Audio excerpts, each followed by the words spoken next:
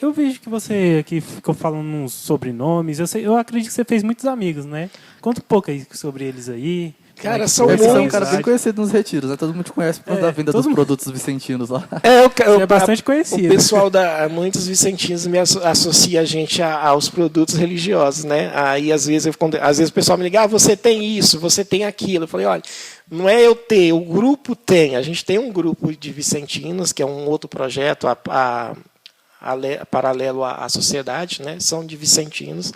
E a gente vende esses produtos para chegar até a Jornada Mundial da Juventude, um encontro internacional vicentino.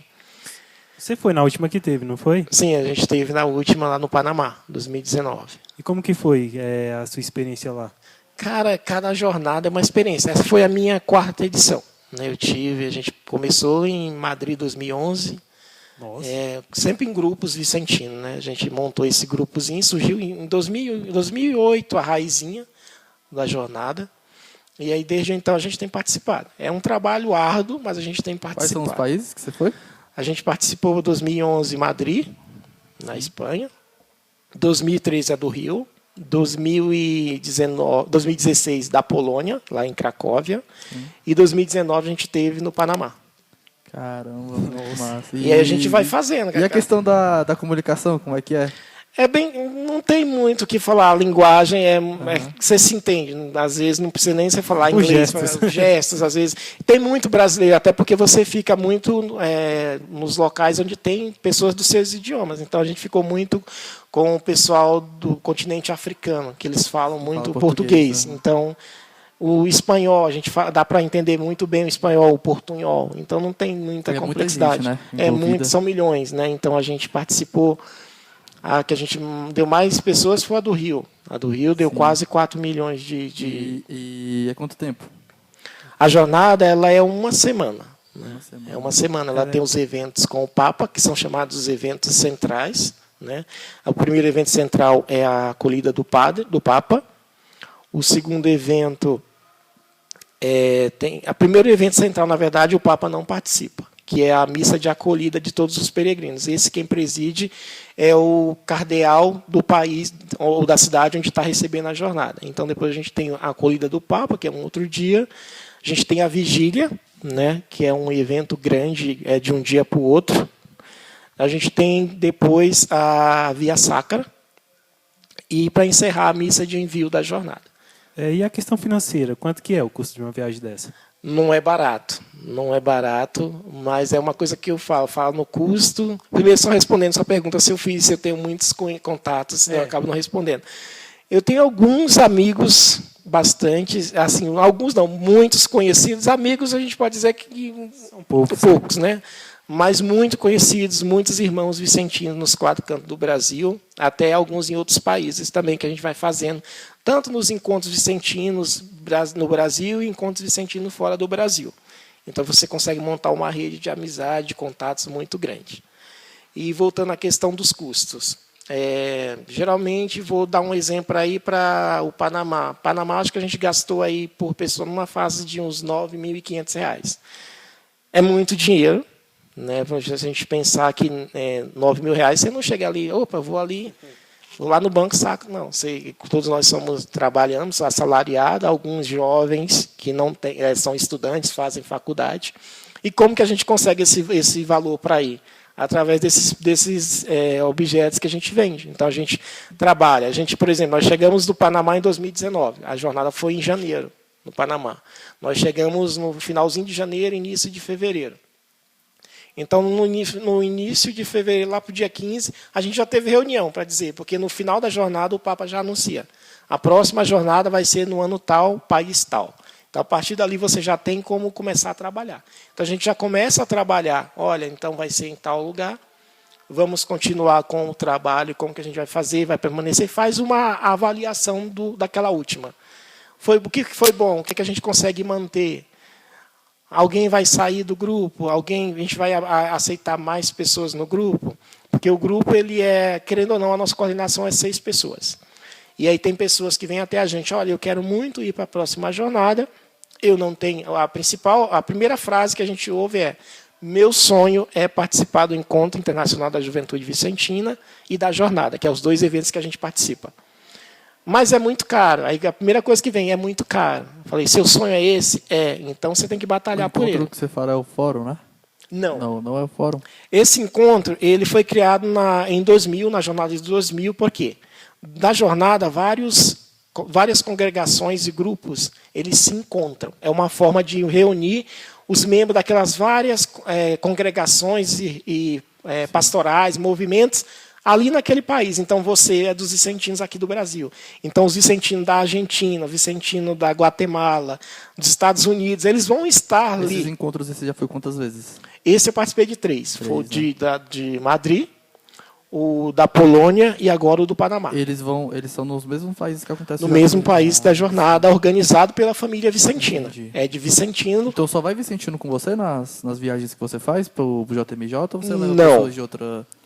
O nosso grupo ele é aberto, né? Porque a gente organizou esse grupo, mas no Brasil tem às vezes o grupo do Conselho Nacional. O Conselho Nacional sempre está lançando um grupo, às vezes a gente junta.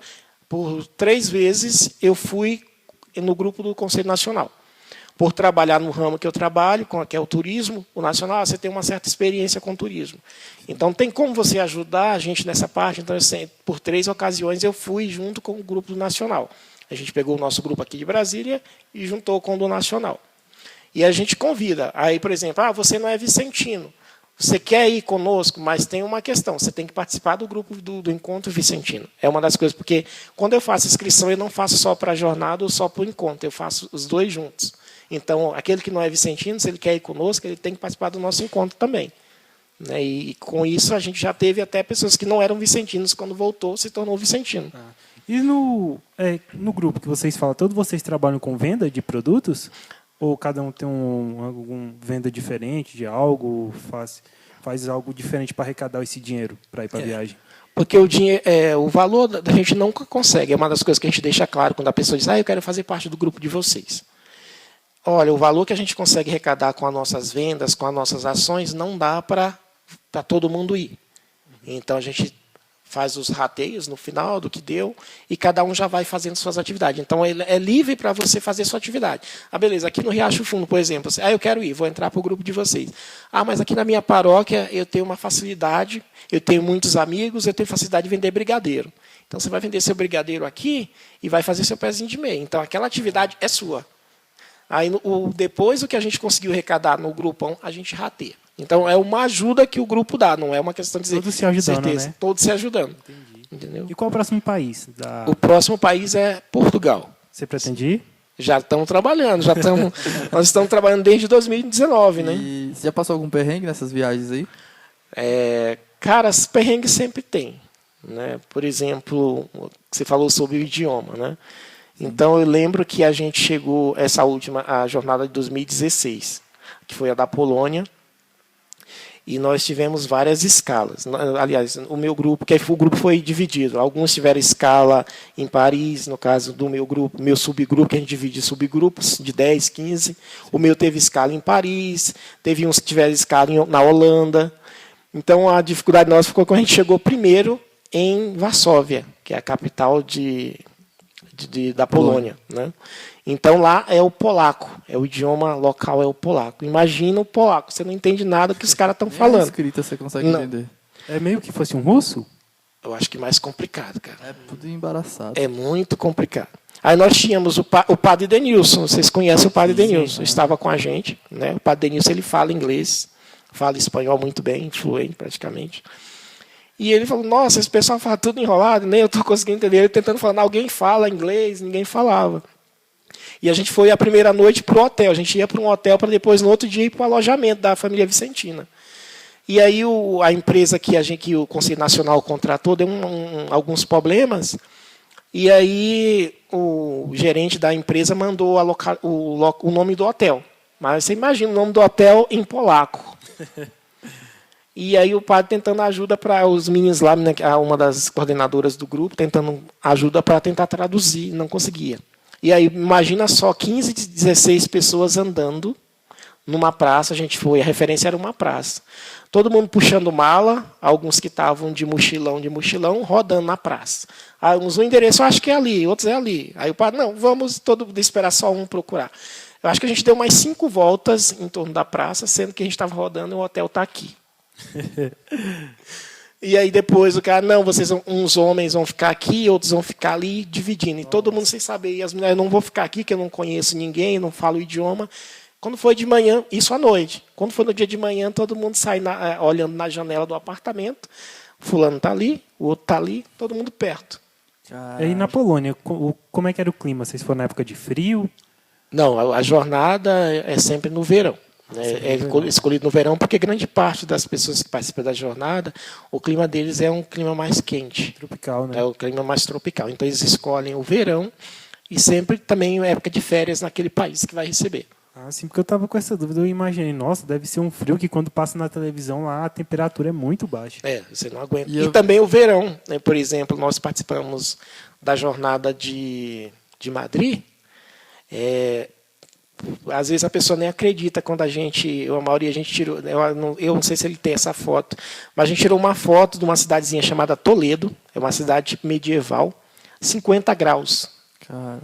Cara, um calor, você toma água, é meio que você já pensa de tomar água, a água está caindo só no chão.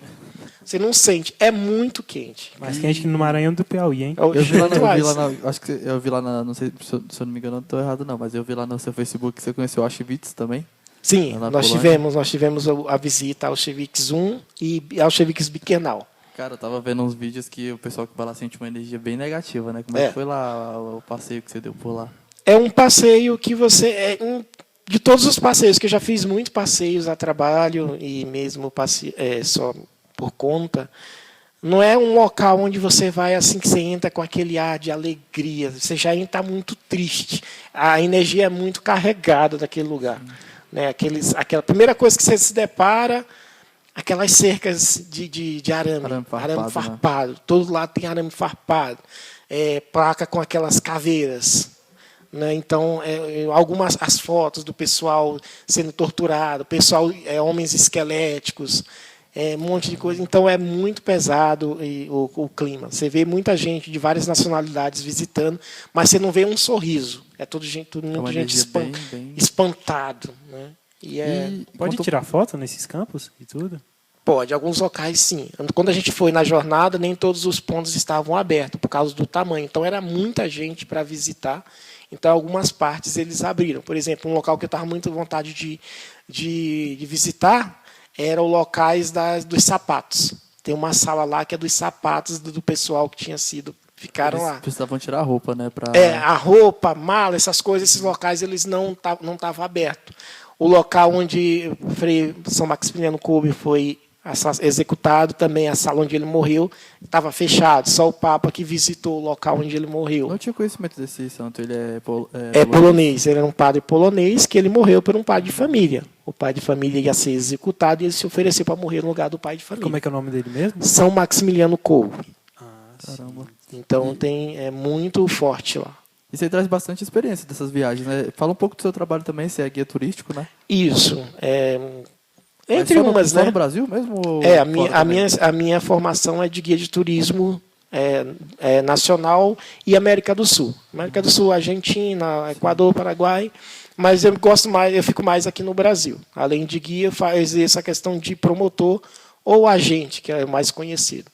O agente é aquele que monta todo o pacote, toda a logística da viagem, e o guia é aquele que já executa. Às vezes, tanto na parte da empresa minha, ou de alguma outra empresa. Às vezes a empresa liga, olha, eu preciso que você leve um grupo meu para tal destino. Então, essa já é a especialidade do guia. Você tem uma empresa? Eu criei uma pequena empresa, porque eu gostei, no curso de turismo, eu gostei de montar roteiro. Sim. Então, no início, eu comecei a guiar para algumas agências, mas em 2014 eu disse, não, vou começar a montar os meus próprios roteiros. É um curso ou uma faculdade que você faz? Um curso técnico. Um curso técnico. Eu iniciei com história, meu sonho era ser professor de história. Sim. Aí depois eu descobri o turismo junto com a sociedade. A sociedade me deu esse presente, porque eu participava na época de muitos retiros. Então eu participava de retiros em outras cidades, representando a comissão, representando os conselhos. E aí, certa vez, um parente meu falou, cara, você ganha algum dinheiro indo para esses locais? Eu falei, dinheiro não, mas uma recompensa maior, né? Muito maior. E aí eu me formei em turismo e desde então estou nessa profissão. Você trabalha mais quantas pessoas? Ou é só você? Só eu. É pequena, é uma microempresa mesmo ainda. E você já viajou para muitos estados aqui no Brasil? E fora também alguns países?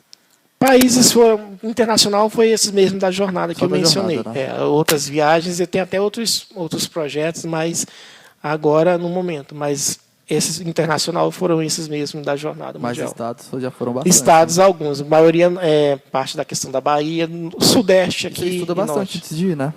Isso, Pra- você tem pra que ter, poder- não é só, às vezes as pessoas comentam lá na rede social, nossa, o emprego dos meus sonhos, eu queria fazer isso, mas como toda profissão, ela tem os seus prós e os seus contras. Então não é só você chegar aqui, botar 50, 60 pessoas dentro de um ônibus, reservar um hotel e vamos embora. A primeira coisa que você tem que pensar é o quê? De 60 pessoas, ou 50, vamos dizer assim, cada um tem um pensamento.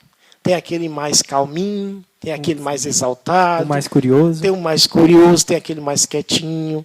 Então são pensamentos. E aí você tem que ter aquele jogo de malemolência, tem que sempre ter o mesmo E tratamento. como é pra que é? todos. Você encontra o pessoal que vai para as viagens lá no estado, você vai com eles para o estado desde o ponto de saída, desde o ponto de partida. E é ônibus, é avião, ou é os dois? Como é que funciona? O meu segmento, porque o guia ele tem 3 ramificações. O guia de turismo, ele tem agora eles não estão fazendo mais assim, eles chamam agora de especialização. Então a minha especialização é guia de turismo nacional. Eu levo pessoas do DF e posso levar do entorno para outros destinos no Brasil. Chegando lá, eu tenho que contratar. Seria assim, se funcionasse, na verdade, como manda a lei, a agência teria que contratar um guia local. Esse guia ele tem essa especialização de fazer as visitas nos pontos, porque eu não tenho esse conhecimento total. Por exemplo, eu sei por cima a história do destino que eu estou indo levando as pessoas. Eu sou obrigado a estudar. Por exemplo, quantos mil habitantes, como que está o clima, aquela questão de estão os pontos turísticos que a gente vai visitar, eu tenho que passar isso para os clientes na hora do embarque, seja de ônibus, seja de avião. Nunca pensou em se formar em geografia, não? Não, eu acho que é uma área que não daria muito certo para mim, não. Mas a sua vontade de ser professor acabou mesmo? Cara, foi curioso como a ideia disso. Eu cheguei em Brasília, né, eu vim do Maranhão com esse propósito de fazer faculdade. Eu fiz 3 concursos, 3 vestibulares para História e passei nos 3. Só não consegui entrar porque era tudo particular e eu não estava nem trabalhando. E aí, quando eu consegui, fiz curso pré-vestibular, depois consegui emprego, aí sim eu entrei numa faculdade particular, fiz 3 semestres de História. E aí eu lembro que saiu no Correio Brasiliense uma notícia de um aluno agredindo um professor. E aí eu me conheço, eu falei, isso não dará certo para mim. Se eu me formar como professor, por mais calmo que eu seja, eu não vou aceitar uma coisa dessa. Então, Desrespeito, né? um desrespeito desse, então não está para mim. Aí eu parti para outras questões. Fui ser auxiliar, saída do ramo, tranquei a faculdade de História, né, por um tempo, até meus pais e minha irmã não gostou. Tranquei para decidir. Aí foi onde surgiu a questão do turismo. Você há muito tempo com essa profissão de turista e guia turístico? Desde 2010. 2010 foi o ano que eu me formei. Eu comecei o curso no final de 2008, final de 2009 eu me formei. E essas excursões podem ser feitas tanto de avião quanto de ônibus? Pode. Hoje em dia, o pessoal tem muito... o público que ele não gosta de viajar de avião. E já tem público que ele não gosta de viajar de ônibus. Então, você tem essa questão. Muita gente, quando a gente monta, porque eu monto também, às vezes, pacote que não exige a minha presença. Então, a família quer viajar, mas ela quer viajar só ela. Né? O pai, mãe, filho quer viajar. Então, a gente precisa de vocês para vocês montarem a logística para a gente e a gente vai sozinho. Então, a gente contrata todos os serviços e eles vão. Ah, sim. E qual estado e país que você tem vontade de conhecer ainda? Que eu não conheci o Paraná, Foz do Iguaçu. No Brasil, Foz do Iguaçu me fascina. As cataratas do Iguaçu. Já foi para o Rio Grande do Sul? Esses países? Não, esses locais aí eu não fui ainda. Eu viajo mais por uma questão de Nordeste, Sudeste. Aparecida, que é o foco do turismo que eu mais atuo, é o turismo religioso. Você vai ir para Romaria esse ano? Se Deus quiser. Dia 1º a gente sai. Sério, e vai levar algumas pessoas ou só vai você dessa vez? Não, a gente estava... Nós estávamos, se tivesse tudo normal, nós iríamos em 3 ônibus. Sim. Aí, por causa da pandemia, o Conselho Nacional restringiu, né? Vai ter alguns eventos da programação, que vai ser dia 2, se eu não estou enganado, dia 2 e dia 3. e abrir algumas vagas para a área de Brasília. Então, desses 3 ônibus, eu vou conseguir ir com um e com alguns vicentinos dentro desse grupo. Mas você já conhece alguma das pessoas que vão? Sim, tem alguns vicentinos que já viajam comigo já há mais de 6 anos, então já conheço alguns que estão indo Você agora. que organiza tudo, né?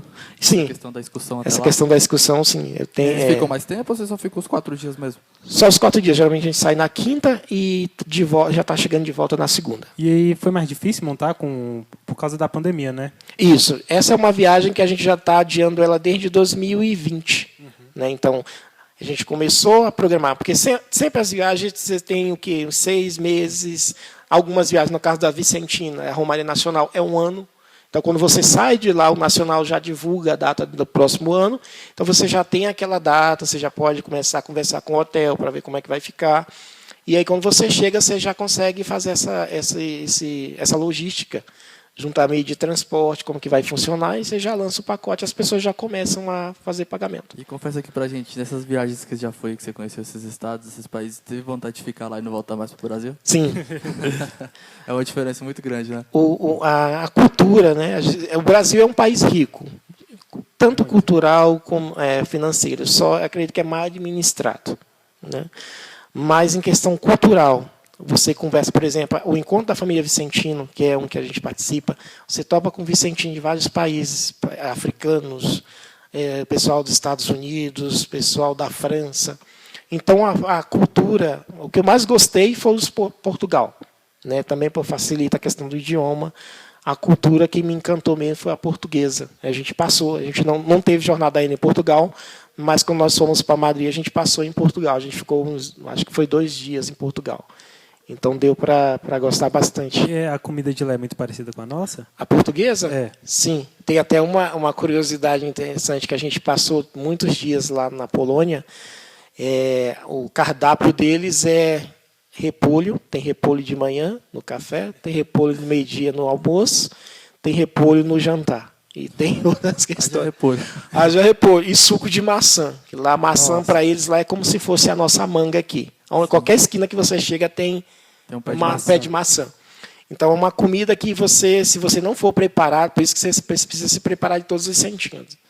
Então, na primeira jornada, que foi a da Espanha, eu me lembro, eu emagreci uns 6 quilos. Nossa. Isso em uns 12, 13 dias. Você alimentou bastante mal, né?